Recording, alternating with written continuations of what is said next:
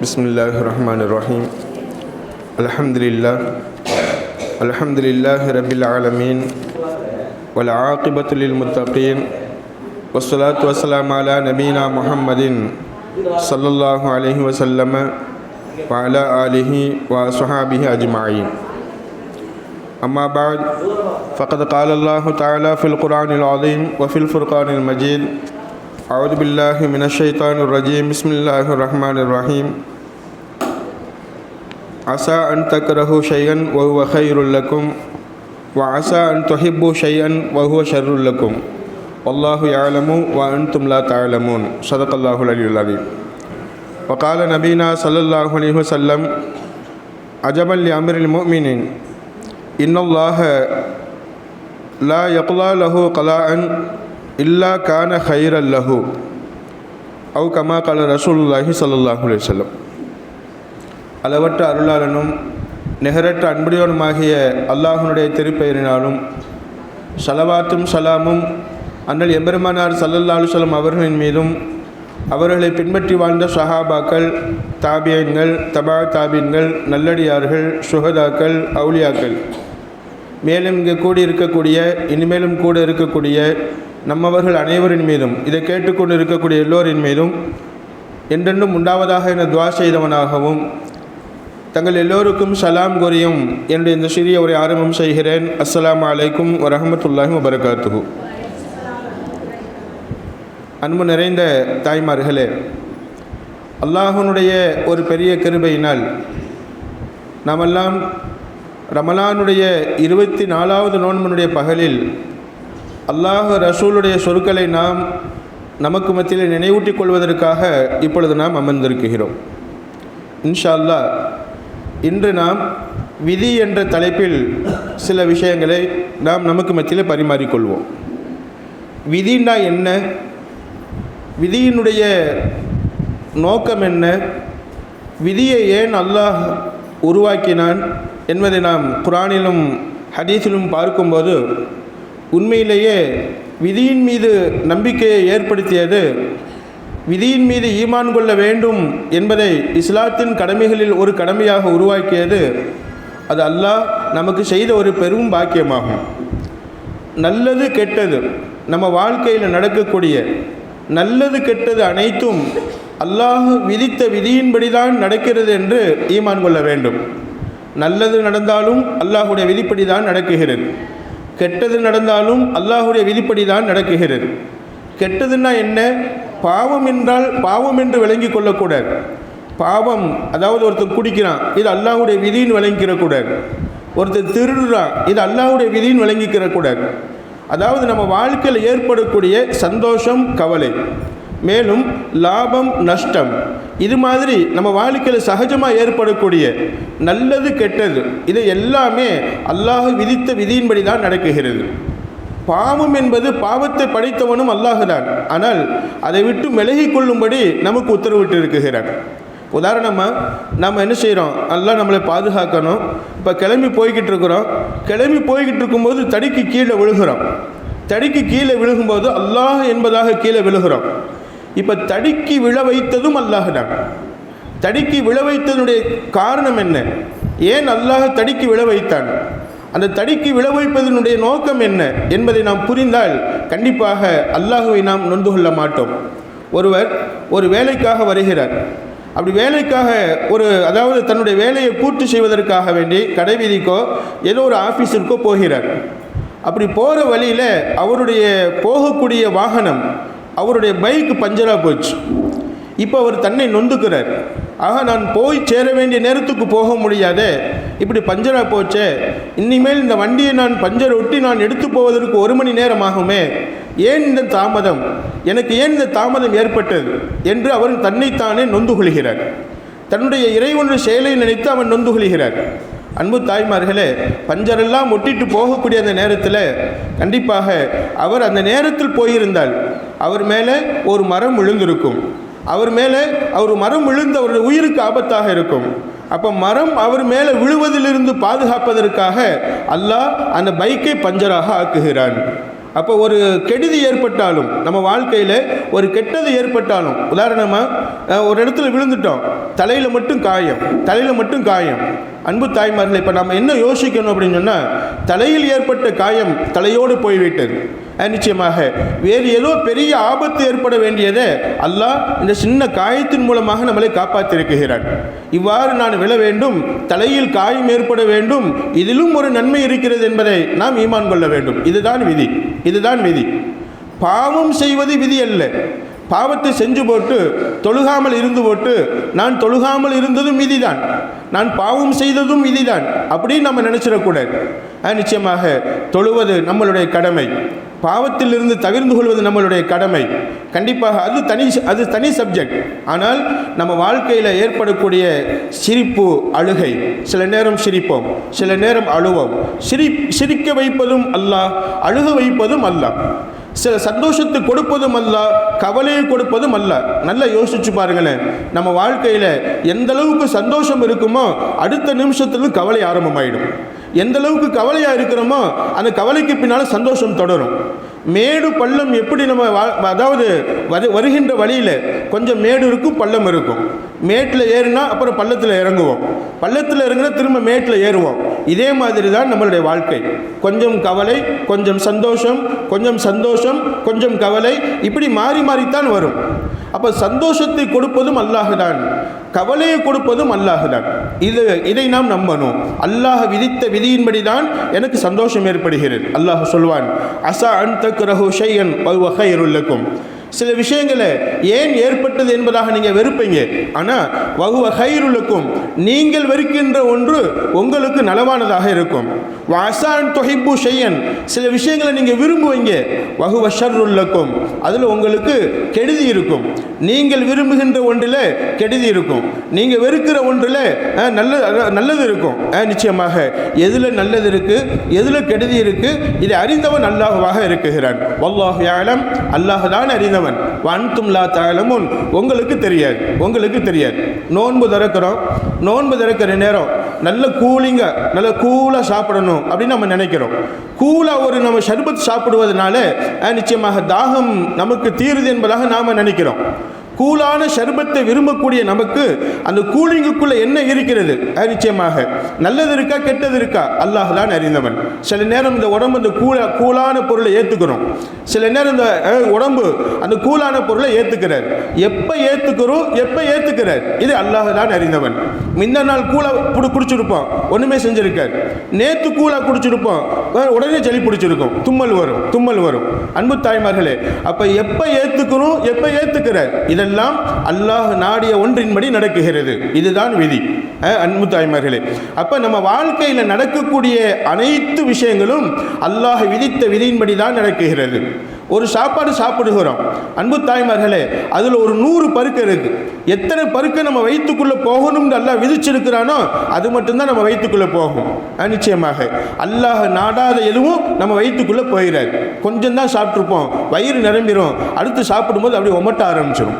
அன்பு தாய்மார்களே, அப்போ எவ்வளவு விரும்புகிறான் அல்லாஹ், எவ்வளவு நாடுகிறான் அல்லாஹ், எவ்வளவு விதிச்சிருக்கிறான் அல்லாஹ், இந்த விதியின்படி தான் நம்ம வாழ்க்கை நடக்கும். ஆக நம்ம வாழ்க்கையில் நடக்கக்கூடிய நல்லது கெட்டது, சந்தோஷம் கவலை, துக்கம் மகிழ்ச்சி, எல்லாமே அல்லாஹ் விதித்த விதியின்படி தான் நடக்கிறது என்பதை நாம் முழுசாக நம்ப வேண்டும், முழுமையாக நம்ப வேண்டும்.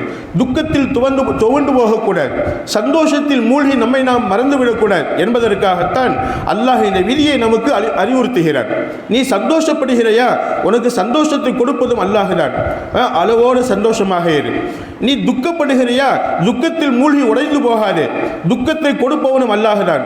பொறுமையாக இரு, சபுரோட இரு. இன்னல்லாஹ மஅஸ் ஸாபிரீன். உனக்கு கஷ்டங்கள் வரும்போது, துக்கங்கள் வரும்போது என்னை அல்லாஹ் சோதிக்குகிறான். எனக்கு துக்கத்தை கொடுத்து சோதிக்குகிறான், சிரமத்தை கொடுத்து சோதிக்குகிறான். கண்டிப்பாக சந்தோஷத்தை கொடுத்தும் சோதிப்பவனும் அவன்தான், அதே மாதிரி கவலையை கொடுத்து சோதிப்பவனும் அவன்தான். சந்தோஷத்தில் அல்லாஹை மறந்து விடக்கூடாது, துக்கத்தில் நாம் அல்லாஹ்வை திட்டி விடக்கூடாது. நிச்சயமாக அன்பு தாய்மார்களே, இது மாதிரி நாம் என்ன செய்யணும், நல்லது கெட்டது எல்லா நிலைகளிலுமே நம்ம வாழ்க்கையில் நல்லது ஏற்பட்டால் அல்ஹம்துலில்லாஹ் சொல்லிக்கிறோம். ஏதாவது கெட்டது ஏற்பட்டால், உதாரணமாக நம்ம போய்கிட்டே இருப்போம், நடந்து போய்கிட்டே இருப்போம், சம்பந்தமே இருக்காது, யாராவது ஒரு பொண்ணு எதிர்த்து வருவாங்க, இவளை பாரு இப்படி நடந்து போகிறான், வேணும்னே நம்மளை திட்டுவாங்க. அந்த திட்டுதலிலும் அல்லாஹ் நம்மளை சோதிக்கிறான். இப்போ நாம் என்ன செய்கிறோம்? அல்லாஹ்ட்ட துவா செய்யணும். அல்லாஹ் நீயே பார்த்துக்கோ என்பதாக துவா செஞ்சுட்டு, ஏன் திரும்ப நாம் திட்டுனா சண்டையாக மாறிடும், திரும்ப நாம் திட்டினா வாக்குவாதமாக மாறிடும், திரும்ப நாம் ஏதாவது திட்டினால் நிச்சயமாக அது பெரும் சண்டையாக மாறிடும், நம்ம நன்மையெல்லாம் அழிவதற்கு காரணமாக மாறிடும்.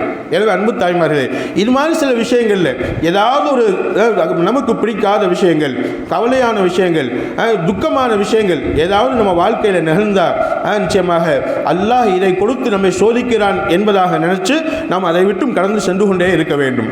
அல்லாஹ் சொல்வான்,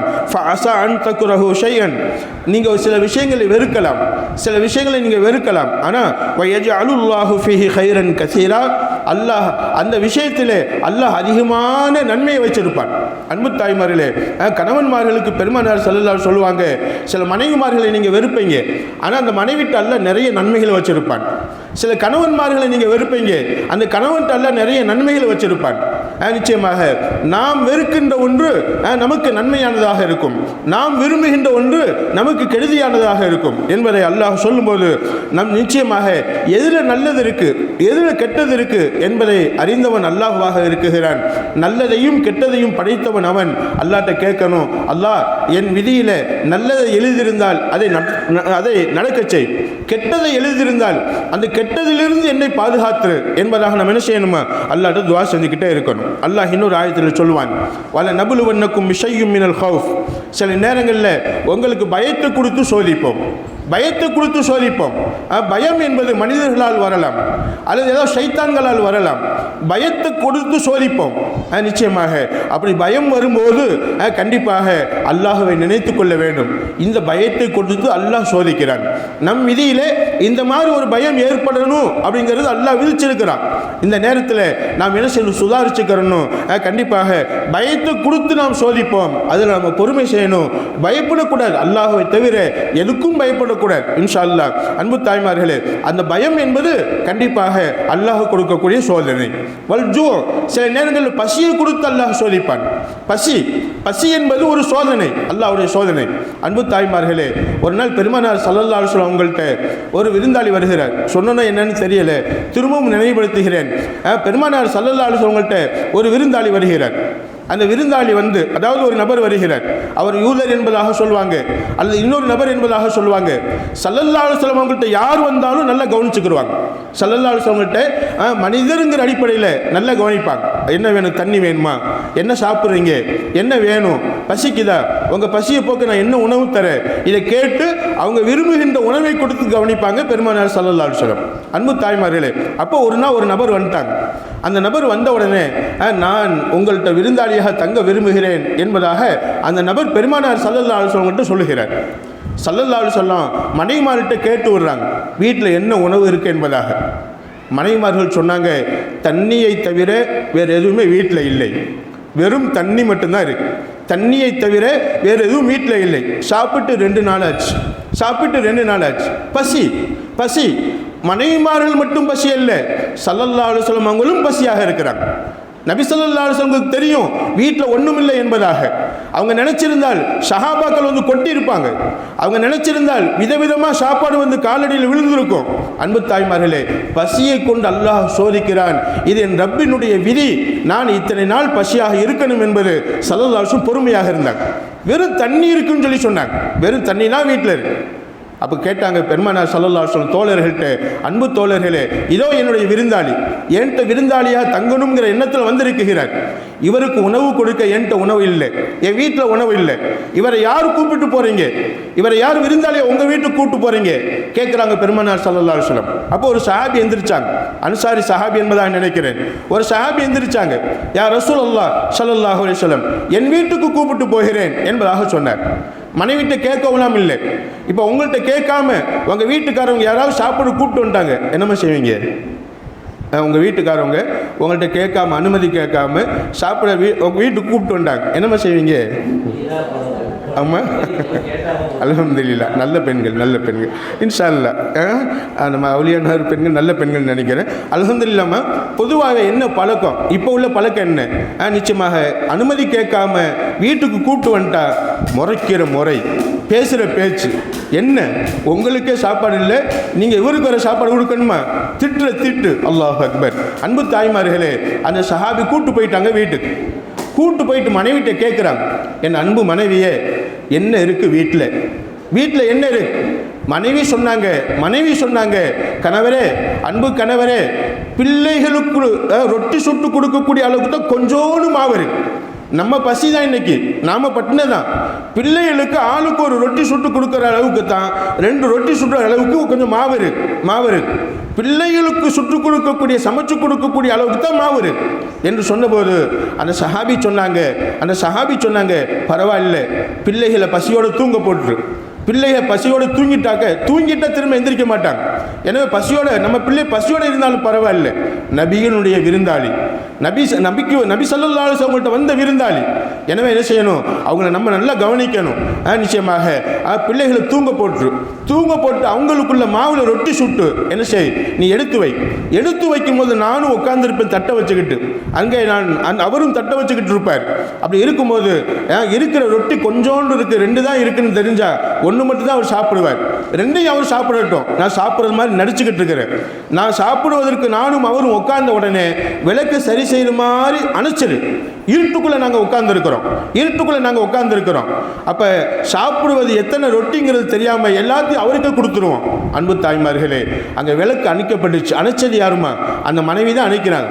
பிள்ளைகள் தூங்க வைக்கப்பட்டாங்க, பசியோடு தூங்குறாங்க. யாராவது பிள்ளையை பசியோடு தூங்க வைப்பாங்களா? எந்த தாய்க்காவது மனசு வருமா? கண்டிப்பாக.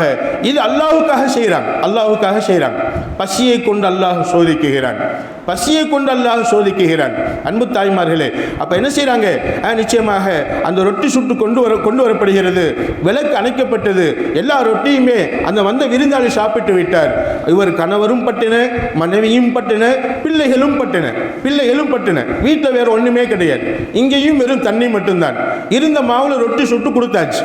காலையில் ஃபஜ்ருக்கு எந்திரிக்கிறாங்க. அந்த விருந்தாளியை எழுப்பி விட்டுட்டு ஃபஜ்ர் தொழுகைக்கு போகிறாங்க. பெருமானார் ஸல்லல்லாஹு அலைஹி வஸல்லம் போகிறாங்க.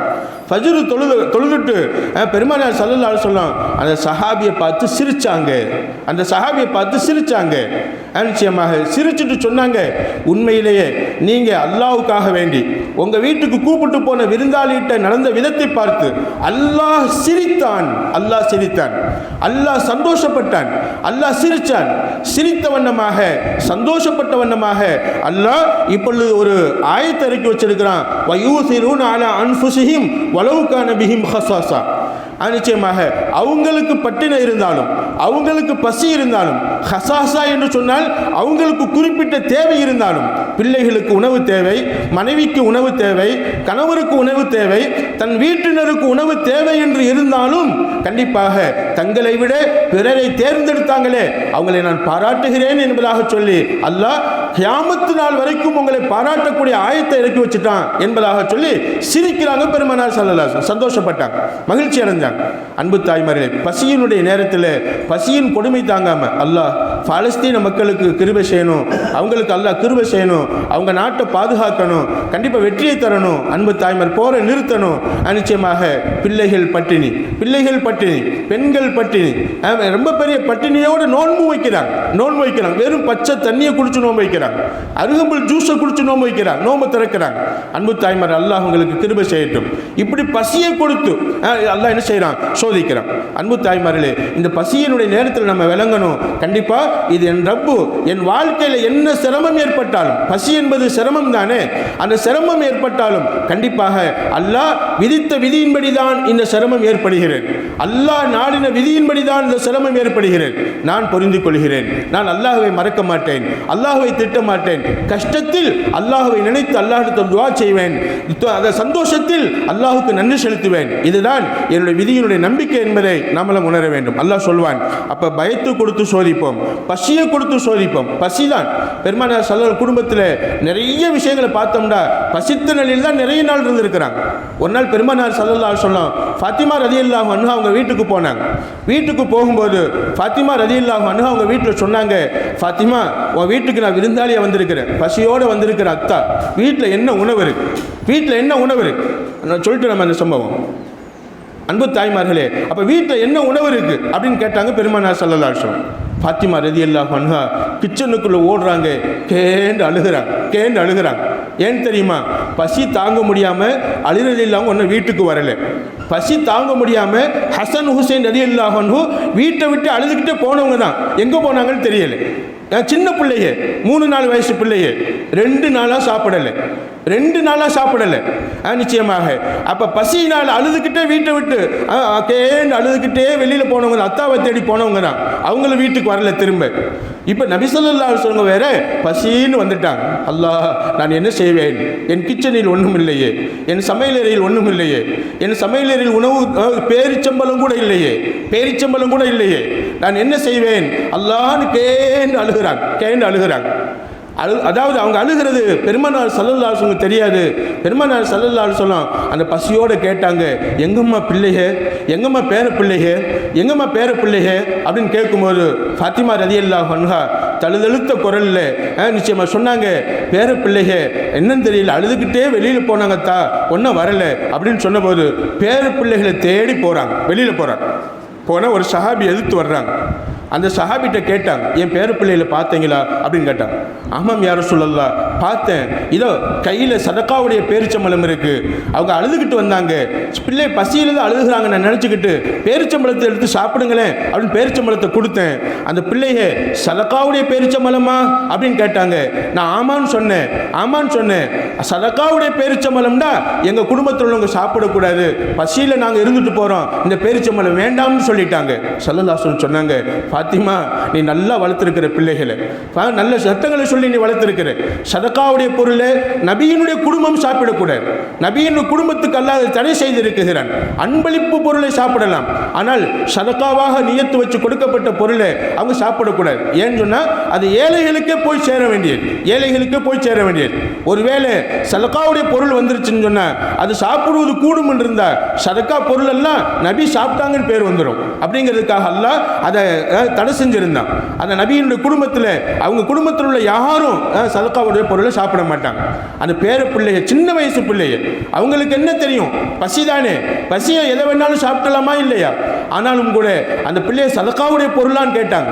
ஆமான்னு சொன்ன உடனே அவங்க வாங்கிக்கல, யாரும் சொல்லலாம், அழுதுகிட்டே போயிட்டு மரத்தடியில், அந்த தோட்டத்தில் உள்ள மரத்தடியில் அந்த மர நிழலில் படுத்து தூங்கிக்கிட்டு இருக்கிறாங்க, பசியில் தூங்குறாங்க. ஸல்லல்லாஹு அலைஹி வஸல்லம் போகிறாங்க, பேர பிள்ளைகளை தூக்குறாங்க, தோளில் இந்த தோளில் ஒரு பிள்ளையும் இந்த தோளில் ஒரு பிள்ளையும் போட்டுக்கிட்டு அவங்க பேர பிள்ளைகள் பசியில் அப்படியே சரிஞ்சு விழுந்திருக்கிறாங்க. ஐயா மடியில் அப்படி படுத்துட்டு, ஐயா தோளில் அப்படி சாஞ்சிட்டாங்க, அழுகிறாங்க, கண்ணீர் வருது. ஸல்லல்லாஹு அலைஹி வஸல்லம் அழுதுகிட்டே வீட்டுக்கு வர்றாங்க. வீட்டுக்குள்ளே நுழையும் போது ஜிப்ரீல் அலைஹிஸ்ஸலாம் வந்துட்டு சொன்னாங்க, யா ரசூலல்லாஹ், உங்களுடைய பசியின் தவிப்பை, உங்களுடைய பிள்ளைகளுடைய பசியினுடைய தவிப்பை அல்லாஹ் பார்த்து விட்டான். அல்லாஹ் உங்களுக்கு சலாம் சொன்னான். இதோ ஒரு பொட்டலம் இருக்கிறது, எடுத்து சாப்பிடுங்க என்பதாக ஜிப்ரீல் அலைஹிஸ்ஸலாம் சொன்னாங்க. பொட்டணத்தை விரித்து பார்க்குறாங்க, உள்ளே தக்கடிங்கிற உணவு இருக்கிறது, திக்கடின்னு சொல்லுவாங்க. கரியானத்தில், கரிசால்னாவில் சப்பாத்தி மாவை நல்லா தட்டி போட்டு வேக வச்சுட்டா அதுக்கு பேர் திக்கடி. ஸல்லல்லாஹு அலைஹி வஸல்லம் உங்களுக்கு ரொம்ப பிடிக்கும். இன்ஷா அல்லாஹ் எப்போவெல்லாம் வீட்டில் கரியானம் வைக்கிறீங்களோ, கரிசால்னா வைக்கிறீங்களோ, என்ன செய்யுங்க, அந்த சப்பாத்தி மாவை தட்டி சின்ன சின்ன உருண்டையா, அதாவது பால் கொழுக்கட்டை செய்வதற்கு போடுவோமா இல்லையா, அந்த உருண்டையை சப்பட்டையை தட்டி அந்த கரிசால்னாவில் போட்டு வேக வச்சு சாப்பிடுங்க. கண்டிப்பாக அது சுன்னத்தான உணவு. திக்கிடிங்கிறது இப்போ உள்ள பிரியாணிக்கு சமம். அன்பு தாய்மார்களே, அந்த பிரியாணி மாதிரி உள்ள அந்த திக்கிடி உணவு அந்த பொட்டலத்துக்குள்ளே இருந்துச்சு. ஃபாத்திமா ரலியல்லாஹு அன்ஹா அவங்கள்ட்ட அந்த பொட்டலத்தை கொண்டு போய் கொடுத்துட்டு சொன்னாங்க, ஃபாத்திமா நீயும் பசிச்சிருக்கிற, உன்னுடைய கணவரும் பசிச்சிருக்கிறாங்க, இதோ நானும் பசிச்சிருக்கிறேன், என் வீட்டில் என் மனைவிமார்களும் பசிச்சிருக்கிறாங்க, நம்மளுடைய பசியை அல்லாஹ் பார்த்து விட்டான், பசியில் ஆதரவு தருவதற்காக வேண்டி சொர்க்கத்து உணவை அல்லாஹ் கொடுத்து விட்டிருக்கிறான், சாப்பிடுமா சாப்பிடுமா சாப்பிடுமா சாப்பிட்றாங்க. ஃபாத்திமா ரலியல்லாஹு சாப்பிட்றாங்க. அந்த சஹாபா அதாவது ஹசன் ஹுசைன் ரலியல்லாஹு அவங்க சாப்பிட்றாங்க. பெருமானார் ஸல்லல்லாஹு அலைஹி வஸல்லம் சாப்பிட்றாங்க. அலி ரலியல்லாஹு அன்ஹு வீட்டில் உள்ள மனைவிமார்கள் எல்லாரையும் சாப்பிட வைக்கிறாங்க. சாப்பிட்டு முடிச்சதுக்கு பின்னாடி அதிலிருந்து உணவு குறையவே இல்லை. திறந்து பார்த்துட்டாங்க உள்ளே இருக்கிறதா இல்லையா உணவு. இருந்த உணவு பொட்டலத்தில் இருந்த உணவு அப்படியே ஆனால் எல்லாரும் சாப்பிட்டாங்க. சொன்னாங்க பெருமானார் ஸல்லல்லாஹு அலைஹி வஸல்லம், இந்த பொட்டலத்தை மட்டும் திறக்கப்படாமல் இருந்திருந்தால் கண்டிப்பாக இது கியாமத் நாள் வரைக்கும் வரக்கூடிய ஏழைகளுக்கு இது உணவாக இருந்திருக்கும். அன்பு தாய்மார்களே, பசி என்பது அல்லாஹ்வுடைய விதியில் ஒன்று, பசி என்பது அல்லாஹ்வுடைய விதிகளில் ஒன்று. கண்டிப்பாக பசியை உணர்வதற்காகத்தான் இந்த நோன்பு. அப்போ இந்த பசியை கொடுத்து சோதிப்பேன். சில நேரம் நல்லா சாப்பிடுவோம், சில நேரம் பசியாக இருப்போம். நல்லா சாப்பிட்ற நேரத்தில் அல்லாஹ்வுக்கு நன்றி செலுத்தணும், பசியில் இருக்கும்போது பொறுமை செய்யணும். கண்டிப்பாக இதுதான் விதியினுடைய அதாவது நோக்கமாக இருக்கிறது. நிச்சயமாக விதியினுடைய நம்பிக்கை இருக்கிறதுனால்தான், விதியினுடைய நம்பிக்கை நம் உள்ளத்தில் இருப்பதினால்தான் நிச்சயமாக அதாவது துன்பத்தில் நேரத்தில் நாம் துவண்டு போயிட மாட்டோம். நிச்சயமாக இது அல்லாஹ்வுடைய விதி என்பதாக நினைச்சு நம்மளை தேர்த்திக் கொள்வோம். அன்பு தாய்மார்களே, அப்போ பயத்தை கொண்டு சோதிப்போம், இரண்டாவது பசியை கொண்டு சோதிப்போம், மூணாவதாக வனக்ஷம் மினல் அம்வால் உங்களுடைய பொருளாதாரத்தை குறைத்து சோதிப்போம். காசு கையில் ஒன்றுமே இருக்காது, காசு கையிலே இருக்காது. சில நேரம் கை நிறைய இருக்கும், சில நேரம் ஒன்றுமே இருக்காது. அப்போ பொருளாதாரத்தை, உங்கள்கிட்ட இருக்கக்கூடிய காசு பணத்தை, உங்கள்கிட்ட இருக்கக்கூடிய நகனட்டை குறைத்து சோதிப்போம். அப்போவும் நீங்கள் பொறுமை செய்யணும். இது என் ரப்பு என் வாழ்க்கையில் நாடக்கூடிய எழுதி வைத்திருக்கிற விதி, இப்படியும் நான் இருக்க வேண்டும். சில நேரம் அல்லாஹ் காசு நிறைய தருவான், சில நேரம் அல்லாஹ் ஒன்றுமே இல்லாமல் ஆக்குவான். ரெண்டும் அல்லாஹ்வுடைய நாட்டம் தான். நிறைய இருக்கும்போது அல்லாஹ்வுக்கு நன்றி செலுத்துவேன், ஒன்றுமே இல்லாத போதும் தோண்டு போக மாட்டேன். ரப்பு என்னை கைவிட மாட்டான். சொல்லுவான் அல்லாஹ், வல் அன்ஃபுஸ் உங்களுடைய வீட்டில் உங்கள் குடும்பங்களில் நிச்சயமாக நஃப்ஸுகளை உயிர்களை பறித்து சோதிப்பேன். சிலருடைய உங்களுக்கு பிடித்தமான பிள்ளைகளுடைய, உங்களுக்கு பிடித்தமானவருடைய உயிரை நிச்சயமாக வாங்கி சோதிப்பேன். அந்த நேரத்தில் நம்ம புலம்பிடக்கூடாது. அல்லாஹுக்கு கண் இல்லையா, அல்லாஹுக்கு காது இல்லையா, என்னுடைய ஐயாவுடைய உயிரையா வாங்கணும், எங்கள் அத்தாவுடைய உயிரையா வாங்கணும், எந்த விதமான திட்டுதலிலும் ஈடுபட்டக்கூடாது. பொறுமை காக்க வேண்டும்.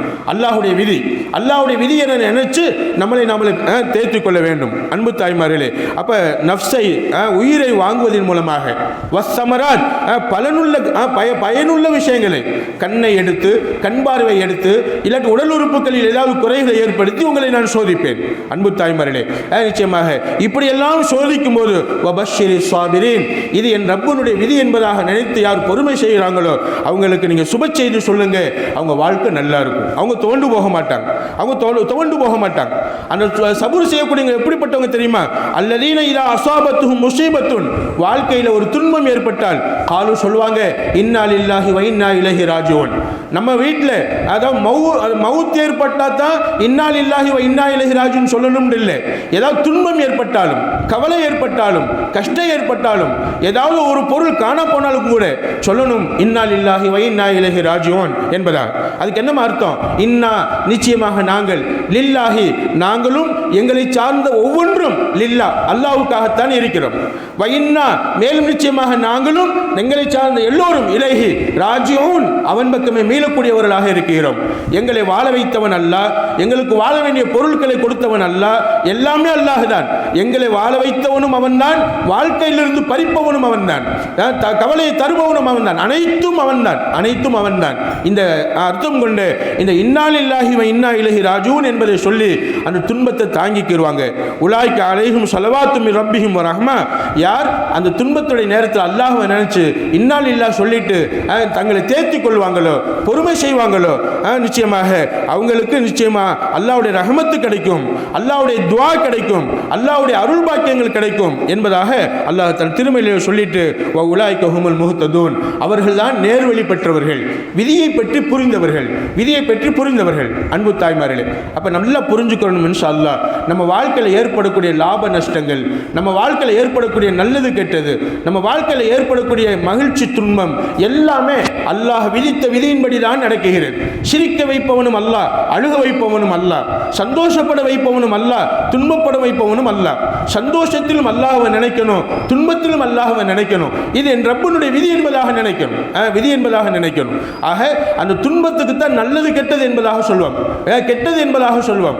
நம்ம வாழ்க்கையில் நடக்கக்கூடிய நல்ல விஷயங்கள், நம்ம வாழ்க்கையில் நடக்கக்கூடிய கெட்ட விஷயங்கள் எல்லாம் அல்லாஹ் விதித்த விதியின்படி தான் நடக்கிறது என்று நம்ம முழுமையாக ஈமான் கொள்ள வேண்டும் இன்ஷா அல்லாஹ். அன்பு தாய்மார்களே, சுஹைப் இப்னு சினான் ரலியல்லாஹு அன்ஹு சொல்லி காட்டுறாங்க, பெருமானார் ஸல்லல்லாஹு அலைஹி சொன்னாங்க, அஜபல் லிஅம்ரில் முஃமின், ஒரு ஈமானுள்ள மனிதனுடைய காரியத்தை பார்த்து ஆச்சரியப்படுகிறேன், பேர் ஆனந்தப்படுகிறேன். ஏன் தெரியுமா? இன்னல்லாஹ லா யக்லா லஹு கலாஹன், அல்லாஹ் ஒரு மூமினான மனிதனுடைய விஷயத்தில் எந்த விதியையும் எழுதவில்லை இல்லா கான ஹைரல் லஹு, ஈமான் உள்ளவருக்கு அல்லாஹ் எழுதிய விதி பூராவுமே அது நல்லதாகத்தான் இருக்கும். அல்லாஹ் நம்மளை ஈமான் உள்ளவர்களாக ஆக்கி வைப்பானாக. நிச்சயமாக ஈமானில் பரிபூர்ணமானவர்களாக அல்லாஹ் ஆக்கி வைப்பானாக. நம்முடைய விதிகள் அனைத்தையும் அல்லாஹ் நல்ல விதியாக அல்லாஹ் ஆக்கி தந்தருவானாக. அன்பு தாய்மார்கள் சொல்லிட்டு சொன்னாங்க, வலைஸ ஸாக்கல் அஹதின் இல்லா லில் முஃமினி, மனிதர்கள்ல இந்த மாதிரி பாக்கியம் மூமினான மனிதர்களுக்கு மட்டும்தான் கிடைக்கும், மூமினான மனிதர்களுக்கு மட்டும்தான் கிடைக்கும். நல்ல விதி, நல்ல விதி, அதாவது நம்ம வாழ்க்கையில் ஏற்படுகிற அனைத்தும் அல்லாஹ்வால் தான் நடக்கிறது என்ற நம்பிக்கை, இந்த நம்பிக்கை நிச்சயமாக பரிபூர்ணமான ஈமான் உள்ளவருக்கு தான் கிடைக்கும். இன் அஸாபத்துஹு ஸர்ரா, அந்த மூமினான மனிதருக்கு ஒரு சந்தோஷம் ஏற்பட்டால், மகிழ்ச்சி ஏற்பட்டால், ஹமித ரப்பஹு வ ஷக்கர், அவர் அவருடைய ரப்பை புகழ்வார், வ ஷக்கர், மேலும் நன்றி செலுத்துவார். அல்லாஹும்ம யா அல்லாஹ் லக்கல் ஹம்து வ லக்க ஷுக்ர், எனக்கு உணவளித்த உனக்கு, எனக்கு சந்தோஷத்தை தந்த உனக்கு, எனக்கு மகிழ்ச்சியை தந்த உனக்கு உன்னை நான் புகழ்கிறேன், உனக்கே நன்றி செலுத்துகிறேன், உனக்கே எல்லா புகழும் என்பதாக சொல்லி அல்லாஹும்ம லக்கல் ஹம்து வ லக்க ஷுக்ர் என்பதாக சொல்லுவார். ஃபகான தாலிக கைரல் லஹு, எனவே அந்த நேரத்தில் சந்தோஷமும் அவருக்கு நன்மையாக மாறிவிடுகிறது, சந்தோஷமும் நன்மையாக மாறிவிடுகிறது. வைன் அஸாபத்துஹு முஸீபா, அவருக்கு ஏதாவது துன்பம் ஏற்பட்டால், ஒரு மூமினான மனிதருக்கு கவலை ஏற்பட்டால், கஷ்டம் ஏற்பட்டால், அப்பவும் ஹமித ரப்பா, அவனுடைய ரப்பை புகழ்வார், வஸபர, பொறுமை செய்வான். நிச்சயமாக அப்பவும் புகழணுமாம் அல்லாஹ்வை. அல்லாஹ், நீ துன்பப்படுத்துவதற்கு, நீ கஷ்டத்தை கொடுப்பதற்கு என்ன நீ தேர்ந்தெடுத்துள்ளாய், இதில் என்ன ரகசியம் என்று எனக்கு தெரியவில்லை ரப்பே, கண்டிப்பாக இது பொறுத்து கொள்ளக்கூடிய தன்மை எனக்கு தந்திருக்கிறாயே, உனக்கே எல்லா புகழும் என்பதாக சொல்லி பொறுமை காக்க வேண்டும். ஃபகான தாலிக கைரல்லா, துன்பமும் அவருக்கு நன்மையாக மாறிவிடுகிறது. சந்தோஷத்தில் அல்லாஹ்வை புகழ்வதும் துன்பத்தில் பொறுமை காப்பதும் அவருக்கு நன்மையாக மாறிவிடுகிறது. ஆக மொத்தத்தில் ஒரு மூமினான மனிதருடைய சந்தோஷம், ஒரு மூமினான மனிதருடைய கவலை எல்லாம் நன்மைக்குரியதாக மாறிவிடுகிறது, நல்ல விதியாக மாறிவிடுகிறது. சொன்னாங்க பெருமானார் ஸல்லல்லாஹு அலைஹி வஸல்லம், அல் மூமினு யூஜரு ஃபீ குல்லி ஷைஇன் ஹத்தா ஃபீ லுக்மத்தி யர்ஃபஉஹா இலா ஃபீ இம்ரத்தி. ஸல்லல்லாஹு அலைஹி சொன்னாங்க, ஒரு ஆண் தன்னுடைய மனைவியின் வாயில் ஊட்டி விடக்கூடிய உணவுக்கும், ஒரு ரொட்டி ஊட்டி விடுகிறான், ஒரு இட்லி ஊட்டி விடுகிறான், ஒரு கை சாப்பாடு ஊட்டி விடுகிறார். அம்மா கணவர் உங்க வாய்க்கு ஊட்டி விடக்கூடிய அந்த ஒரு பிடி உணவுக்கு கூட அல்லாஹ் சுப்ஹானஹு வ தஆலா சந்தோஷத்தை தருகிறான், கூலியை தருகிறான், சதகாவுடைய நன்மை தருகிறான். அன்பு தாய்மார்களே, கணவன் ஊட்டி விடணும், நீங்க கணவருக்கு ஊட்டி விடணும். ஊட்டி விடுவது என்பது அதுவும் நன்மைக்குரியது. இதை பெருமானார் ஸல்லல்லாஹு அலைஹி சொல்லி காட்டுறாங்க. அந்த மாதிரி ஊட்டி விட்டு உங்களுக்கு சந்தோஷம் கிடைக்குது பாருங்களேன். ஒரு கணவன் தன்னுடைய இச்சையினால், தன்னுடைய மோகத்தினால், மனைவியின் மீதுள்ள பாசத்தினால், மனைவியின் மீதுள்ள அந்த அழகின் கவர்ச்சியினால் அந்த மனைவிக்கு அவன் ஊட்டி விடுவதும் நிச்சயமாக அல்லாஹ் விதித்த விதிதான். அந்த நேரத்தில் அந்த சந்தோஷமும், அந்த மனைவிக்கு ஊட்டி விடக்கூடிய நேரத்தில் ஏற்படக்கூடிய சந்தோஷம், அல்லது மனைவி கணவனுக்கு ஊட்டி விடக்கூடிய நேரத்தில் ஏற்படக்கூடிய சந்தோஷம், அந்த சந்தோஷமும் அல்லாஹ் விதித்த விதிதான். அந்த நேரத்தில் அல்லாஹ்வை நாம புகழணும். அல்லாஹ் என் மனைவிக்கும் எனக்கு மத்தியில் ஒரு பாசத்தை கொடு, மனைவிக்கும் எனக்கு மத்தியில் ஒரு பிரியத்தை கொடு, மனைவிக்கும் எனக்கு மத்தியில் ஒரு பாச உணர்வை கொடு என்று சொல்லி நாம அந்த உணவை ஊட்டி விடுவதற்கும் அல்லாஹ் கூலி வழங்குகிறான். அன்பு தாய்மார்களே, இதை ஏன் சொன்னாங்க பெருமானார் ஸல்லல்லாஹு அலைஹி சொன்னாங்க? ஒரு மூமினானவருடைய வாழ்க்கையில் நடக்கக்கூடிய சின்ன சின்ன நல்லதுக்கும், சாதாரண ஒரு நல்ல விஷயத்துக்கும் அல்லாஹ் பெரிய நல்ல கூலியை தருகிறான். அந்த விதியை விதி என்பதாக நம்பணும். ஆக நம்ம வாழ்க்கையில் ஏற்படக்கூடிய சிரிப்பு, சந்தோஷம், மகிழ்ச்சி எல்லாம் அல்லாஹ் விதித்த விதியினால் தான் நடக்குகிறது. நம்ம வாழ்க்கையில் நடக்கக்கூடிய அழுகை, துக்கம், கவலை எல்லாம் அல்லாஹ் விதித்த விதியின்படி தான் நடக்கிறது. துக்கத்தின் நேரத்தில் கவலையான விஷயங்களை அல்லாஹ்ட்ட முறையிடணும். அல்லாஹ் என் கணவர் சரியா நடக்கிறது இல்லை, என் பிள்ளையை சரியா என்ன கவனிக்கிறது இல்லை, அல்லாஹ் என்னை ஏன் இப்படி சோதிக்குகிறாய்? கண்டிப்பாக நீ சோதிப்பதில் ஒரு நன்மை எனக்கு இருக்கும், நிச்சயம் நான் பொறுமை செய்கிறேன். அல்லாஹ் இந்த பிரச்சனையை நீக்குவை, இந்த பிரச்சனையை நீக்குவை, பிரச்சனை இல்லாத வாழ்க்கை எங்களுக்கு கொடு என்பதாக நாம் இறைவனிடத்தில் கேட்க வேண்டும் என்பதை இந்த ஹதீஸின் மூலமாக நாம் தெரிந்து கொள்கிறோம். அன்பு தாய்மார்களே, அப்போ நம்ம வாழ்க்கையில் என்ன நடந்தாலும் எது நடந்தாலும் அல்லாஹ் விதித்த விதியின்படி தான் நடக்கிறது. ஒவ்வொரு விஷயத்திலும் அல்லாஹ் நலவை வைத்திருக்கிறான். குறிப்பாக ஈமானுள்ள மக்களுக்கு அல்லாஹ் என்ன நடந்தாலும் சரி, சந்தோஷமான விஷயம் நடந்தாலும் சரி, கெட்ட விஷயம் நடந்தாலும் சரி, எல்லாத்திலையும் மூமினான மக்களுக்கு ஒரு நன்மை உண்டு, நன்மை உண்டு. அன்பு தாய்மார்களே, எங்கள் ஹசரத் அவங்க சொல்லுவாங்க, ஹுசைன் ரஹ்மஹுல்லா, ஹுசைன் முகமது ஹுசைன் தாவூதி ரஹ்மஹுல்லா ஹசரத் அவங்க எங்களுக்கு ஹதீஸ் பாடத்தை கற்று தந்தவங்க. அவங்க மரணம் ஆயிட்டாங்க. அல்லாஹ் அவங்க கபரை சொர்க்க பூங்காவனமாக ஆக்கி தரணும். அவங்க எங்களுடைய இந்த விதியை பற்றிய பாடத்தில் ஒரு அவங்களுடைய வாழ்க்கையில் நடந்த ஒரு சம்பவத்தை எங்களுக்கு நினைவுபடுத்தினாங்க. என்ன சம்பவம் தெரியுமாம்மா? திண்டுக்கல் பஸ் ஸ்டாண்டில் ஒரு ஊருக்கு போகிறதுக்காக வேண்டி பஸ் ஸ்டாண்டில் போயிட்டு பஸ் ஏறுறதுக்காக போகிறாங்க. எங்கள் ஹசரத்தவங்க கொஞ்சம் வயசானவங்க, அவங்களாம் சீக்கிரமாக ஏற முடியாது, சீக்கிரமாக ஏற முடியாது. ரொம்ப வயது முதிர்ந்தவங்க, மெதுவாக தான் நடப்பாங்க. பஸ்ஸில் ஏறுவது கூட சிரமம், பஸ்ஸில் ஏறுவது கூட சிரமம். அன்னைக்கு திருச்சியை தாண்டி ஒரு ஊருக்கோ போகணும். இரவு நேரம் வண்டி ஃப்ரீயாரு அந்த பஸ்ஸில் ஏறுறதுக்கு போகிறாங்க. கண்டக்டர் வந்தான், பாய் இறங்கு கீழே அப்படின்ட்டான். பாய் இறங்கி கீழே அப்படின்ட்டான். ஹசரத்தவங்க பார்த்தாங்க, கேட்டாங்களாம், வண்டி ஃபுல்லாக ஃப்ரீயாக இருக்க, ஏன் இறங்க சொல்கிறீங்க? இல்லை பாய், நீ அடுத்த பஸ்ஸில் வா அப்படின்னு சொல்லிட்டான். அன்பு தாய்மார்களே, ஒன்றும் சொல்லலை, ஹசரத்தவங்க ஒன்றும் சொல்லலை. அல்லாஹ் இதில் என்ன நன்மையை நாடி இருக்கான்னு தெரியல. பின்னாடியே ஒரு பஸ் பரப்பிட்டு நின்றுக்கிட்டு இருந்துச்சு. பின்னாடி உள்ள பஸ்ஸில் போய் ஏறிட்டாங்க. இந்த பஸ் பரப்பிட்டு போயிடுச்சு. அன்பு தாய்மார் சொல்லுவாங்க, எங்கள் ஹசரத்தவங்க சொல்லுவாங்க, அல்லாஹுடைய நாட்டத்தை பாருங்க, அல்லாஹ் எப்படியெல்லாம் நன்மையை நாடுகிறான் பாருங்க. அவன் பாய் கீழே இறங்குன்னு சொன்னதுக்கு மனசுக்குள்ள ஒரு வருத்தம் வந்தது. இப்படி நம்மளை சொல்றானே, பஸ்ஸு காலியா இருக்கு, நம்மளை இறங்க சொல்றானே. அப்போ நம்ம உடல் வாக அப்படி இருக்கு, பலகீனம் அப்படி இருக்கு, வயசாயிடுச்சு, சீக்கிரம் ஏற மாட்டோம், சீக்கிரம் இறங்க மாட்டோம் என்பதுக்காக அவன் வேகமாக போகணும்னு சொல்லி என்ன செய்யறான், நம்மளை இறக்கி விட்டான். இறக்கி விட்டதில் ஒரு நன்மை இருக்குன்னு சொல்லி அடுத்த பஸ்ஸில் ஏறி உட்காந்துட்டான். அடுத்த பஸ் போய்கிட்டு இருக்கு. இடையில ஒரு இடத்துல ஆக்சிடென்ட், ஒரு விபத்து. அந்த விபத்தில் பார்த்தா இந்த பஸ்ஸுக்கு முன்னாடி ஹசரத் ஏறக்கூடிய பஸ்ஸாக இருந்துச்சா இல்லையா, அந்த பஸ் விபத்தில் சிக்கி சுக்கு நூறா உடஞ்சு போயிரு. அழுதாங்களாம். அல்லாஹ் என்னை காப்பாற்றுவதற்காக நான் எந்த விதத்தில் உனக்கு பிடித்து போனேன், ஏற்படக்கூடிய தீங்கை விட்டும் பாதுகாப்பதற்காக வேண்டி. ஒருவேளை அந்த பஸ்ஸில் நான் ஏறி இருந்தால், அந்த பஸ்ஸில் நான் விதண்டாவாதம் பண்ணி ஏறி இருந்தால், வாக்குவாதம் பண்ணி ஏறி இருந்தால், அல்லாஹ் நானும் நொறுங்கியிருப்பேனே. நிச்சயமாக நான் நொறுங்குவதை விட்டும் பாதுகாத்த ரப்பே, கண்டிப்பாக நீ எது செஞ்சாலும் ஒரு நன்மைதான் அல்லாஹ் என்று அல்லாஹ்வை புகழ்ந்தாங்களாம். பஸ் விபத்துக்குள்ளானது ஒரு பக்கம் கெட்டது தான், இருந்தாலும் கூட அல்லாஹ் எப்படி பாதுகாக்கிறான் பாருங்க. ஈமான் உள்ளவங்களை, விதியை நம்பக்கூடியவங்களை, இது விதியின் உதாரணமாக சொல்லி காட்டுவான். அன்பு தாய்மார்களே, அப்ப நாம இன்ஷா அல்லாஹ் விதியை நம்பக்கூடிய, விதியின் மீது நம்பிக்கை உள்ள முழு ஈமான் உள்ள மக்களாக நம்ம இருந்துட்டோம் அப்படின்னு சொன்னா கண்டிப்பாக அல்லாஹ் நம்மளை எல்லா விதத்திலும் பாதுகாப்பான், துன்பத்திலும் பாதுகாப்பான், துன்பத்தை கொடுத்தும் பாதுகாப்பான், நிச்சயமாக சுகத்தை கொடுத்தும் பாதுகாப்பான். அன்பு தாய் எல்லா நேரத்திலும் சொல்வாங்கள் அல்லவா, நல்லோர்களை அல்லாஹ் இறைவன் சோதிப்பான், நிச்சயமான கைவிட மாட்டான், கெட்டவங்களை சோதிப்பான், ஆனால் கைவிட்டுடுவான் என்பதாக சொல்லுவாங்க.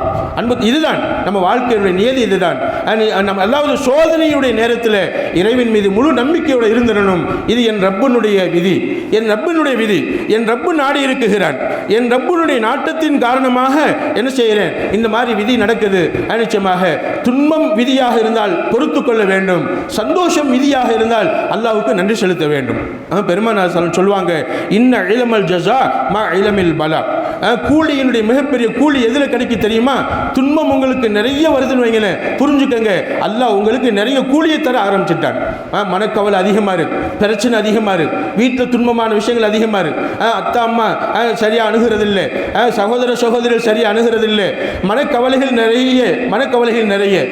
நிச்சயமாக அந்த நேரத்தில் அல்லாஹ்ட்ட சொல்லணும், அல்லாஹ் என் மனசை நீ பார்க்குற, என்னுடைய உடலை நீ பார்க்குற, என் வாழ்க்கையை நீ பார்க்குற, நீ எத்தனை சோதனை கொடுத்தாலும் சரி, என்னை யாரும் கண்டுகொள்ளாமல் இருந்தாலும் சரி, நீ மட்டும் என்னை கைவிட்டுடாதே ரப்பே, நீ மட்டும் என்னை விட்டு முகத்தை திருப்பிக்கிறாதே ரப்பே.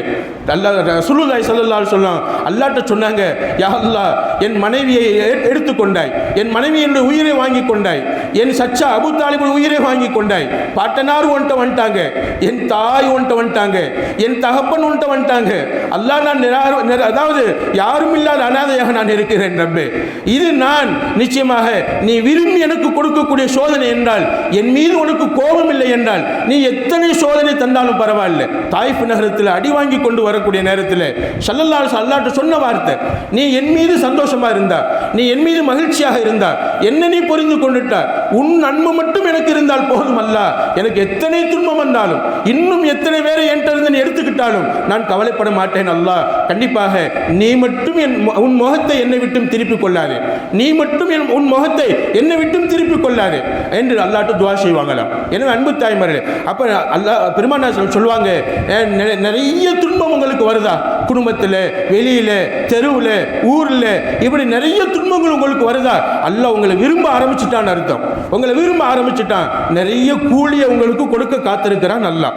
வைன்னல்லாஹ இதா அஹப்ப கௌமன், ஒரு சமூகத்தை அல்லாஹ் நேசித்து விட்டால் இப்தலாஹும், அல்லாஹ் அவர்களை சோதிப்பான்.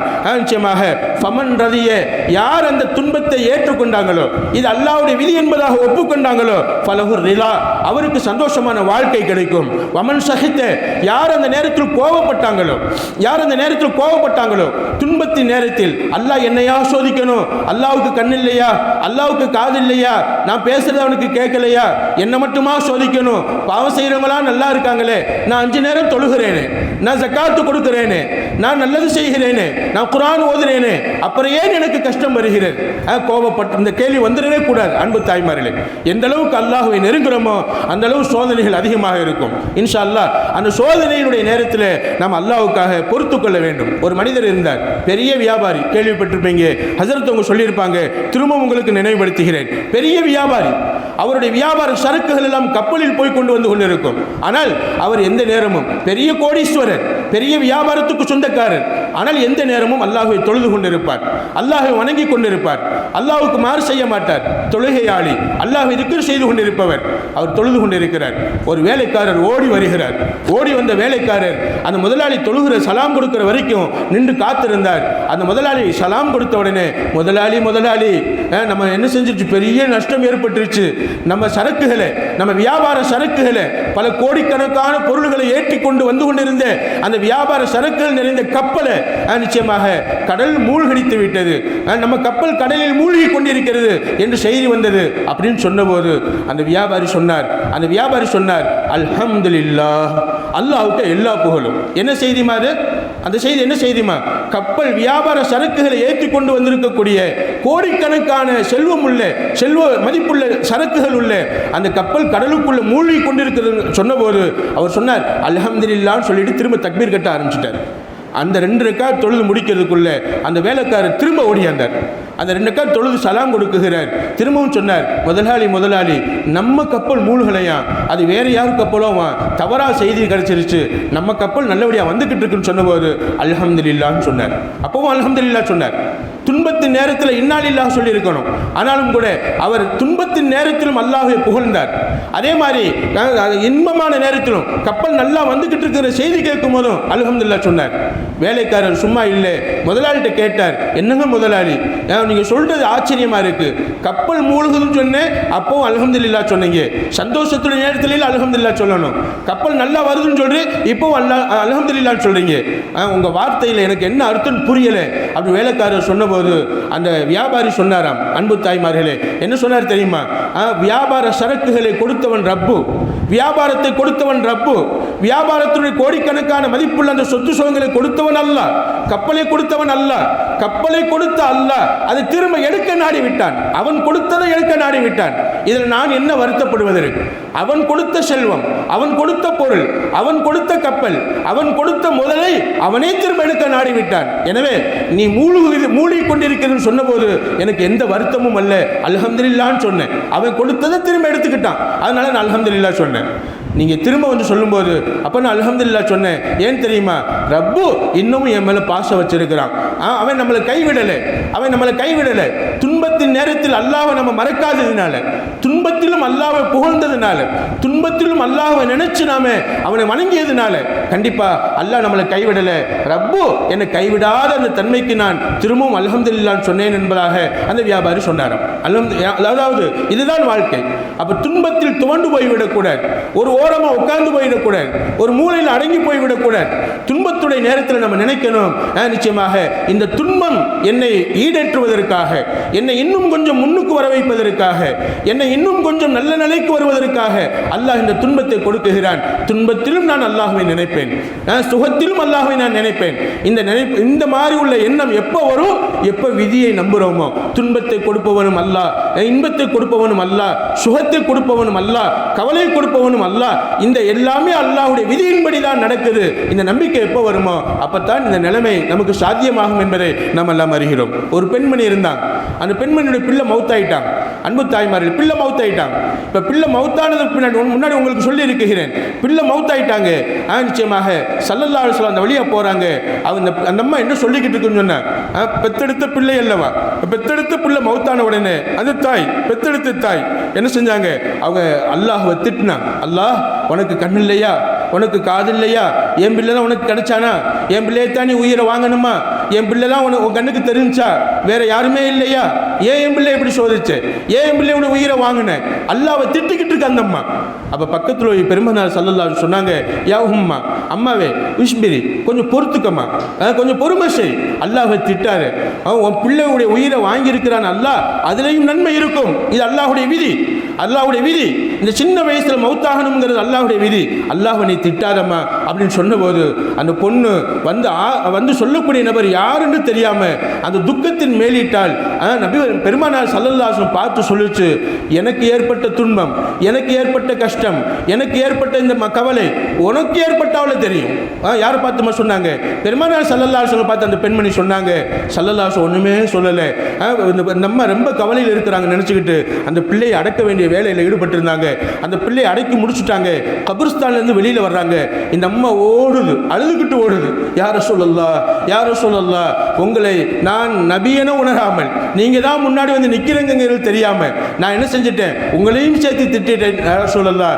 இப்பொழுது நான் பொறுத்து கொண்டேன், இப்பொழுது நான் பொறுமை செய்து கொண்டேன் என்று சொன்னபோது பெருமானார் ஸல்லல்லாஹு அலைஹி சொன்னாங்க, அஸ்ஸபுரு இந்த சதுமத்தில் ஊலா, உனக்கு துன்பம் ஏற்பட்ட ஆரம்ப நேரத்தில், உனக்கு துன்பம் ஏற்பட்ட ஆரம்ப ஸ்டேஜில், உனக்கு துன்பம் ஏற்பட்ட அந்த ஆரம்ப நிலையில் நீ பொறுமை செஞ்சிருக்கணும். திட்டதெல்லாம் திட்டி போட்டு, அல்லாஹ்வை திட்டதெல்லாம் திட்டக்கூடிய வார்த்தையெல்லாம் சொல்லி போட்டு இப்போ வந்து நான் பொறுமை செய்து கொள்கிறேன் என்று சொல்வதில் என்ன இருக்கு தாய், இதில் என்ன அர்த்தம் இருக்குது அம்மா என்பதாக சொல்லி அந்த அம்மாவுக்கு அறிவுரை கூறினாங்களாம். அன்பு தாய்மாரே, இப்போ என்ன நம்ம விளங்கிக்கிறோம் அப்படின்னு சொன்னால், துன்பத்தின் நேரத்தில், கஷ்டத்தின் நேரத்தில் தொழுகையை விட்டுவிடக்கூடாது, குர்ஆன் ஓதுவதை விட்டுவிடக்கூடாது.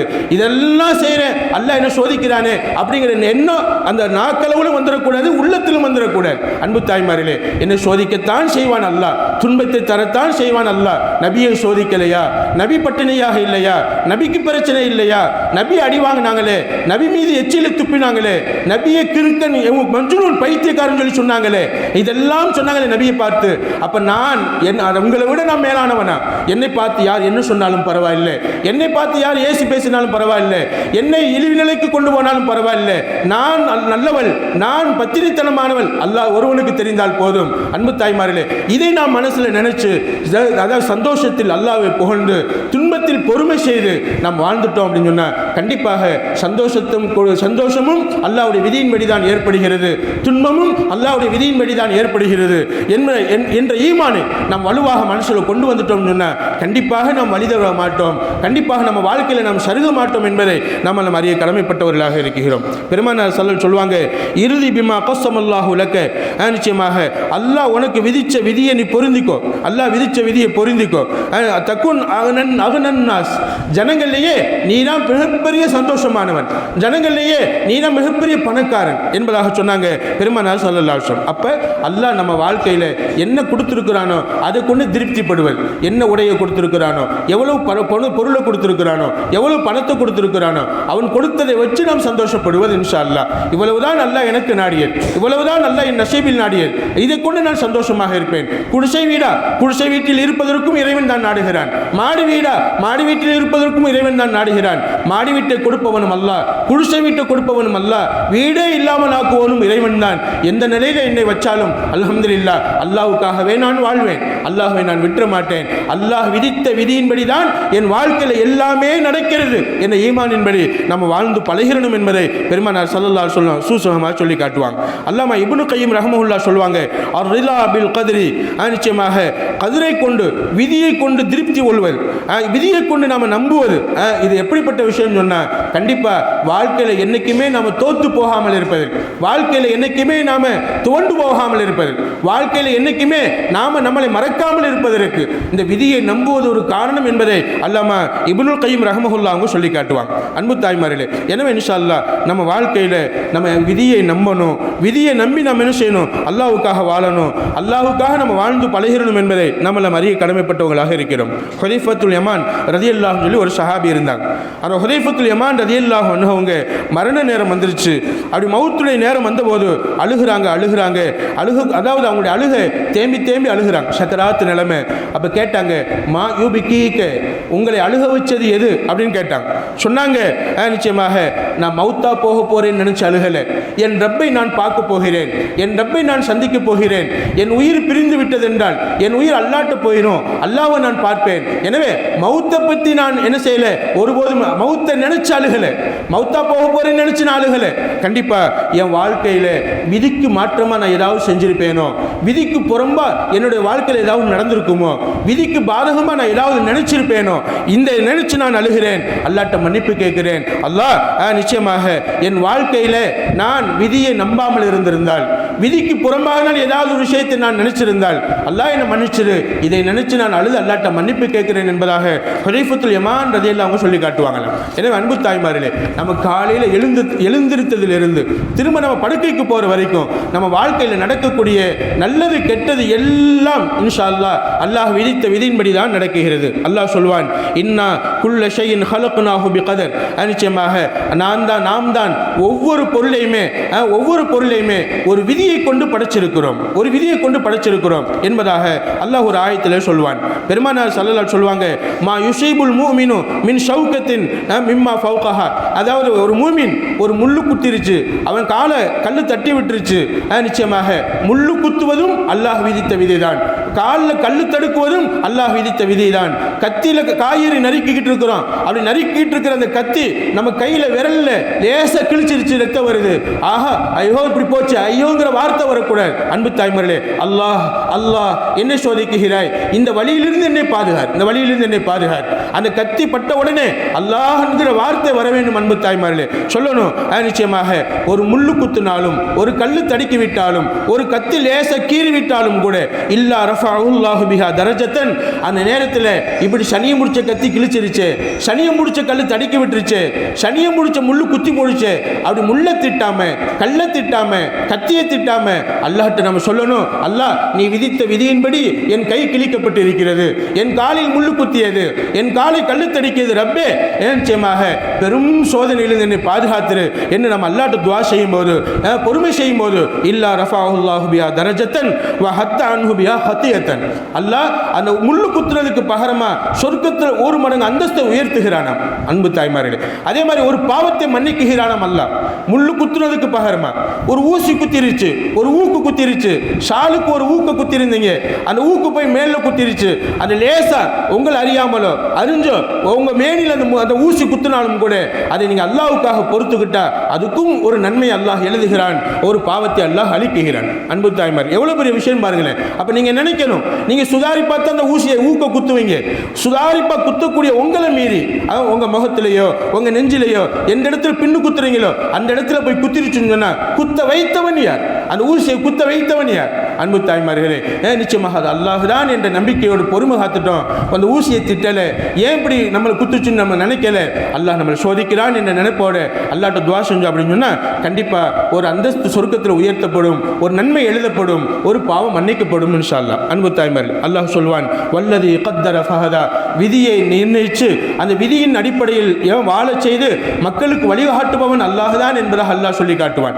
நம்ம வாழ்க்கையில் ஏதாவது பிறந்தது முதல் இறக்கிற வரைக்கும் என்னென்ன விஷயங்கள் நடக்குதோ அனைத்தையும் அல்லாஹ் விதித்த விதியின்படி தான் நடக்க வைக்கிறான் என்பதை நாம் எல்லாம் அறிய கடமைப்பட்டவர்களாக இருக்கிறோம். வக்கான அம்ருல்லாஹி கத்ரம் மக்தூரா, அல்லாஹுடைய எல்லா விஷயமும் சூரியன் உதிச்சாலும் சந்திரன் உதிச்சாலும் சூரியன் மறைந்தாலும் சந்திரன் மறைந்தாலும் பூமி சுற்றினாலும் எந்தெந்த மரங்கள்லேருந்து ஒரு சின்ன இலை உதிர்வதாக இருந்தாலும் கூட நிச்சயமாக அல்லாஹ் விதித்த விதியின்படி தான் நடக்குகிறது. எந்த நேரத்தில் எந்த நிலையில் எத்தனை இலை இந்த மரத்திலிருந்து உதிரணும் அல்லாஹ் நாடுறானோ அத்தனை இலை கீழே விழுகும். எனவே எல்லா விஷயமுமே அல்லாஹ் விதித்த விதியின்படி தான் நடக்குகிறது. அல்லாஹ் சொல்வான் இன்னல்லாஹ கத்தர மகாதிரல் ஹல்கி, பெருமானார் சொல்லி காட்டுவாங்க அல்லாஹுக்கு சுப்ஹானஹு வ தஆலா கத்தப மகாதிரல் ஹலாயிகி, படைப்புகளுடைய மரம் செடி கொடி ஆடு மாடு மிருகங்கள் நம்ம மனிதர்கள் ஜின்கள் மலக்குமார்கள் ஷைத்தான்கள் எத்தனை பேர் இருக்கிறாங்களோ அல்லாஹுவால் படைக்கப்பட்ட அனைத்து படைப்புகளுடைய தலையெழுத்தையும் அல்லாஹ் சுப்ஹானஹு வ தஆலா வானம் பூமியை படைப்பதற்கு 50 வருஷங்களுக்கு முன்னாடியே விதியை எழுதிவிட்டான். முதலில் விதிதான் எழுதப்பட்டது. உங்க பேரு ஏன் பேரு எல்லாருடைய பேரும் நிச்சயமாக அல்லாஹ்விடத்தில் ஒரு ஏடு இருக்கிறது. அந்த ஏட்டில் எழுதப்பட்டு அந்த பேருக்கு கீழே நம்ம பேருக்கு கீழே நம்ம விதிதான் முதல்ல எழுதப்பட்டுச்சு. அல்லாஹ் முதல்ல விதியை எழுதிட்டு தான் நம்மளை படைச்சான். எத்தனை வருஷத்துக்கு முன்னாடி? 50,000 வருஷத்துக்கு முன்னாடி. 50,000 வருஷத்துக்கு முன்னாடி அன்பு தாய்மார்கள். இப்போ இந்த மாதிரி அல்லாஹ் விதியை எழுதிட்டு தான் அப்புறமா படைப்புகளை படைத்தான். பெருமான் அதாவது மா மின்கும் இல்லா வக்கது குத்திப மக்அதுஹு மினன்னார், பெருமானார் சொல்லுவாங்க உங்களில் ஒவ்வொருத்தருக்குமே நரகிலிருந்து ஒரு இருப்பிடம் சொர்க்கத்திலிருந்து ஒரு இருப்பிடம் எழுதப்பட்டு விட்டது அப்படின்னு சொல்லி சொன்னாங்க. அன்னைக்கு சொன்னேன் அல்லவா, நரகத்தில் ஒரு வீடு இருக்கும், சொர்க்கத்தில் ஒரு வீடு இருக்கும் அப்படின்னு சொன்னபோது சஹாபாக்கள் கேட்டாங்க யா ரசூலல்லாஹ், நமக்கு நரகமா சொர்க்கமான்னு முடிவு செஞ்சுட்டான் அல்லாஹ், விதியில எழுதிட்டான் அல்லாஹ். நம்ம அல்லாஹ் விதியில சொர்க்கம்னு எழுதியிருந்தா சொர்க்கத்துக்கு போக போறோம், நரகம்னு எழுதியிருந்தா நரகத்துக்கு போக போறோம். அஃபலா நத்தகிலு அலா கிதாபினா, அல்லாஹ் விதித்த விதியை நம்பி நாங்கள் சும்மா இருந்துடலாம்ல அப்படின்னு கேட்டாங்க. சும்மா இருந்துடலாம்ல என்ன அர்த்தம்? தொழுக வேண்டியதில்லை, நோன்பு வைக்க வேண்டியதில்லை, குர்ஆன் ஓத வேண்டியதில்லை, எந்த நல்ல காரியமும் செய்ய வேண்டியதில்லை, சும்மா இருந்துடலாம் தானே. நிச்சயமாக விதியை நம்பி நான் சொர்க்கவாதின்னு எழுதியிருந்தால் சொர்க்கத்துக்கு போக போறேன், நரகவாதின்னு எழுதியிருந்தால் நரகத்துக்கு போக போறேன், அப்ப நான் விதியை நம்பி இருக்கலாம்ல அப்படின்னு ஒரு சஹாபி கேட்டாங்க. அப்ப நான் அதான் ஒரு அமல் செய்த விட்டுடலாம்ல அப்படின்னு கேட்டபோது ஸல்லல்லாஹு அலைஹி வஸல்லம் சொன்னாங்க இல்லை இல்லை இஅமலு, நீங்க என்ன செய்யுங்க, அமல் செய்யுங்க. ஃபகுல்லுன், ஒவ்வொருவருமே முயஸ்ஸருன் லிமா குலிக லஹு, நிச்சயமாக உங்களுடைய வாழ்க்கை சிரமமானதாக இருந்தாலும் வாழ்க்கையில் சில தப்பு தவறுகள் நிகழ்ந்திருந்தாலும் நிச்சயமாக உங்களுடைய மௌத்துடைய நேரத்தில் முயஸ்ஸருன் லிமா குலிக லஹு, உங்களுக்கு தொழுகக்கூடிய பாக்கியத்தை அல்லாஹ் தந்திருக்கிறானா, நோன்பு வைக்கக்கூடிய பாக்கியத்தை தந்திருக்கிறானா, இஅ்திகாஃப் இருக்கணுங்கிற எண்ணம் உங்களுக்கு உதிக்குதா, குர்ஆன் ஓதணுங்கிற எண்ணம் உங்களுக்கு வருகிறதா, முயஸ்ஸருன் லிமா குலிக லஹு, சொர்க்கத்துக்காக உங்களை படைத்திருந்தால் தான் அமல் செய்யக்கூடிய வாய்ப்பு உங்களுக்கு கிடைக்கும். பெருமானார் சொன்னாங்க அமல் செய்யக்கூடிய எண்ணம் எப்போ வரும்? அமல் செய்யக்கூடிய எண்ணம், தொழுகணுங்கிற எண்ணம் எப்போ வரும்? நோன்பு வைக்கணுங்கிற எண்ணம் எப்போ வரும்? இஅ்திகாஃப் இருக்கணுங்கிற எண்ணம் எப்போ வரும்? நாம சொர்க்கத்துக்காக படைக்கப்பட்டிருந்தால் தான். அன்பு தாய்மார்களே, அல்லாஹ் நம்ம எல்லோரையும் சொர்க்கவாதிகளாக ஆக்கி அருள் புரிவானாக. அல்லாஹ் நரகத்திலிருந்து நம்ம எல்லோரையும் பாதுகாப்பானாக. நரகத்துக்கு போகக்கூடிய இழுத்து போகக்கூடிய செயல்பாடுகளில் இருந்து அல்லாஹ் நம்மளை பாதுகாப்பானாக. சொர்க்கத்துக்கு எந்தெந்த செயல்கள் எல்லாம் காரணமாக இருக்குமோ அந்தந்த காரியங்களை லேசான முறையில் நம்ம செயலில் கொண்டு வருவதற்கு அல்லாஹ் நம்ம எல்லோருக்கும் நல்லுதவி செய்வானாக. அன்பு தாய்மார், இதை நம்ம அல்லாஹ்ட்ட துஆ கேட்டுக்கிட்டே இருக்கணும். ஏன்னு சொன்னால் நமக்கு நீங்கள் கேள்விப்பட்டிருப்பீங்க, ஒரு விபச்சாரி கடைசியில் நாய்க்கு தண்ணி கொடுத்தா, அந்த தண்ணி கொடுத்ததுனால சொர்க்கம் போயிட்டான். அது அல்லாஹ் பொருந்திக்கிட்டான். எந்த நல்ல காரியத்தை அல்லாஹ் எப்படி பொருந்திக்கிறவான்னு தெரியாது.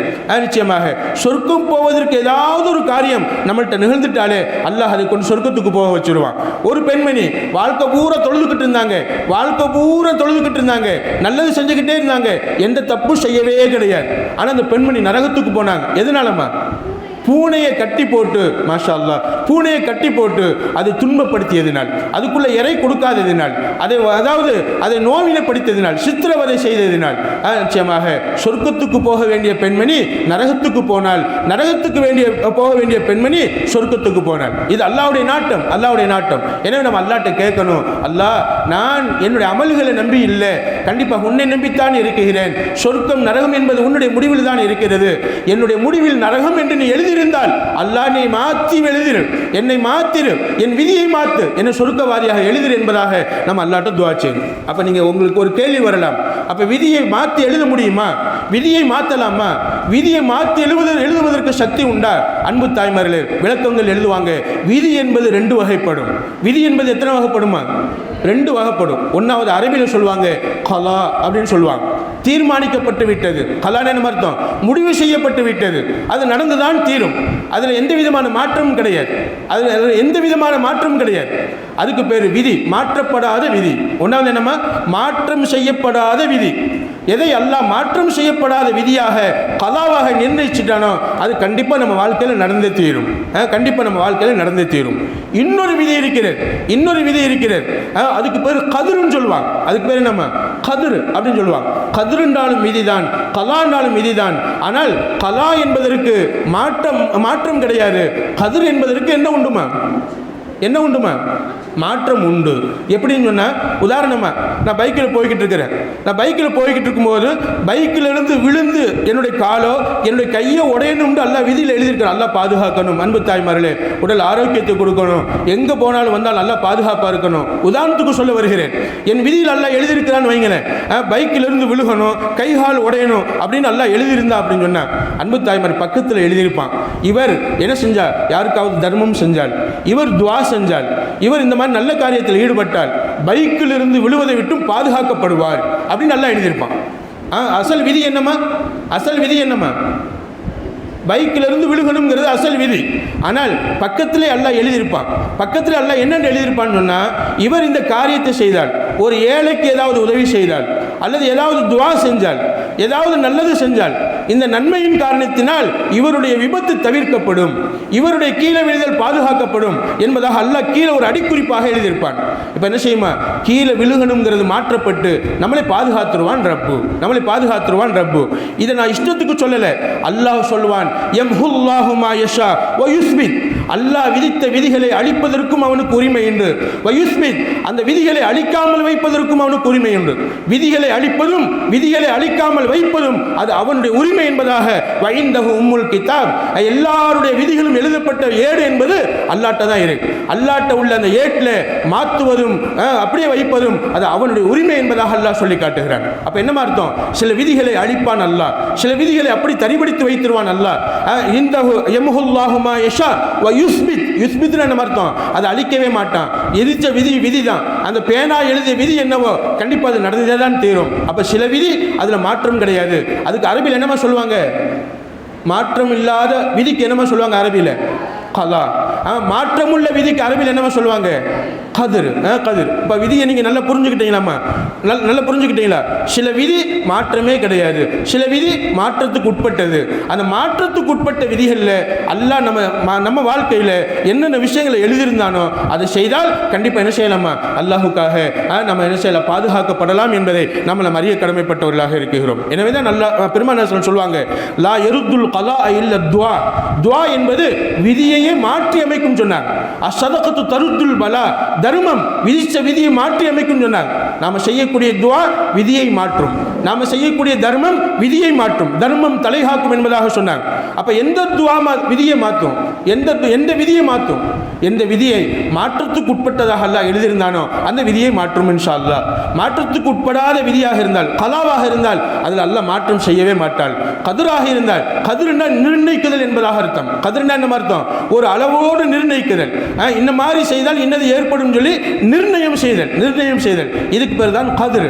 கலான தீர்மானிக்கப்பட்டது, முடிவு செய்யப்பட்டது. அன்பு தாய்மார்களே, அப்ப பெருமானார் ஸல்லல்லாஹு அலைஹி வஸல்லம் ஹதீஸில் சொல்லக்கூடிய விதி எந்த விதின்னு சொன்னா, எந்த விதிக்கு மாற்றப்படக்கூடிய ஒரு விஷயத்தை ஏற்படுத்தி வைத்திருக்கிறான் அல்லாஹ், அந்த விதியை அல்லாஹ் இந்த துஆவின் மூலமாக மாற்றுவான். அந்த துஆவின் மூலமாக, சதகாவின் மூலமாக அல்லாஹ் மாற்றுவான். அன்பு தாய்மார்களே, நிச்சயமாக அத்துஆஉ யன்ஃபஉ மிம்மா நஸல் வ மிம்மா லம் யன்ஸில். நிறைய துஆ செய்யுங்க. நீங்க துஆ செய்வதனால் உங்களுக்கு ஏற்பட்ட துன்பமும் நீங்கும், இனிமேல் ஏற்படக்கூடிய துன்பமும் நீங்கும். அல்லாஹ்ட்ட நம்ம துஆ செய்யணும் இன்ஷா அல்லாஹ். அத்துஆஉ வல் கலாஉ யதஆஜலான். துஆவும் கலாவும் போட்டி போடுகிறது, ஒன்னோடு போட்டி போடுகிறது. துஆ முந்திக்கிருச்சுன்னு சொன்னா அல்லாஹ் என்ன செய்வான், அந்த கெட்ட விதியை விட்டு நம்ம பாதுகாத்துருவான். கெட்ட விதி முந்திக்கிருச்சுன்னு சொன்னா அந்த விதியில மாட்டிக்கிடுவோம். அல்லாஹ் பாதுகாக்கணும். எனவே எப்பவும் துஆ செஞ்சுக்கிட்டே இருக்கணும். வீட்டை விட்டு வெளியில் போன துஆ ஓதிட்டு போகணும், தெருவில் நடந்து போனாலும் துஆ செஞ்சுக்கிட்டு இருக்கணும், தஸ்பீஹ் செஞ்சுக்கிட்டு இருக்கணும். எல்லா நிலைகளிலும் துஆவை நம்ம கைவிட்டுடக்கூடாது. அன்பு தாய்மார்களே, எனவே துஆவும் விதியும் ஒன்றுக்கொன்று போட்டி போடுகிறது. எப்பயாவது துஆ செய்யாமல் இருந்தோம்னு சொன்னா, துஆ செய்ய நம்ம விதியில் ஏற்படக்கூடிய கெட்ட விதிகள் அதெல்லாம் தடுக்கப்பட்டுக்கிட்டே இருக்கும். எப்போ துஆ செய்யாமல் இருந்துருவோமோ அந்த கெடுதி நம்மளை வந்து ஒட்டிக்கிறோம். அல்லாஹ் நம்மளை பாதுகாப்பானாக. அன்பு தாய்மார்களே, எனவே நம்ம வாழ்க்கையில் நடக்கிற எல்லா விஷயமுமே அல்லாஹ் விதித்த விதியின்படி தான் நடக்கிறது, அவனுடைய விதித்த அந்த விதியின்படி தான் நடக்கிறது என்று நம்ம முழுசா ஈமான் கொண்டு விதியின் மீது நம்பிக்கை வச்சு நிச்சயமாக விதியின் மீது ஈமான் கொள்வதனால் முழு ஈமான் உள்ளவர்களாக வாழ்ந்து அல்லாஹ்வுடைய பேர் அன்பை, அவனுடைய பெரும் மதிப்பை, அவனுடைய எல்லா விதமான நல்ல பாக்கியங்களை அறிந்து கொள்ளக்கூடிய வாய்ப்பை எல்லாம் அல்லாஹ் எனக்கும் உங்களுக்கும் நம் எல்லோருடைய குடும்பத்தினருக்கும் நசீபாக்கி தந்தல்வானாக என துஆ செய்தவனாக, விதியை விதியாக நாம் நம்பி, துக்கத்திலும் அல்லாஹ்வை நம்பி, சந்தோஷத்திலும் அல்லாஹ்வை நினைத்து வாழ்ந்து, சந்தோஷத்தை தருபவனும் அல்லாஹ், துக்கத்தை தருபவனும் அல்லாஹ், எல்லா நிலைகளிலும் வாழ வைப்பன் ரப்புதான் என்ற எண்ணத்தை நாம் முழுசாக இந்த விதியின் மூலமாக நம்ம ஈமான் கொண்டு வாழ்ந்து, முழுசா நம்பி அல்லாஹ்வை நம்பி நாம் வாழ்ந்து அல்லாஹ்வின் பேரொல்லை பெற்றுக்கொள்ள அல்லாஹ் நல்லது செய்வனாக மீண்டும் துஆ செய்து நான் விடைபெறுகிறேன். அஸ்ஸலாமு அலைக்கும் வரஹ்மத்துல்லாஹி வபரகாத்துஹு.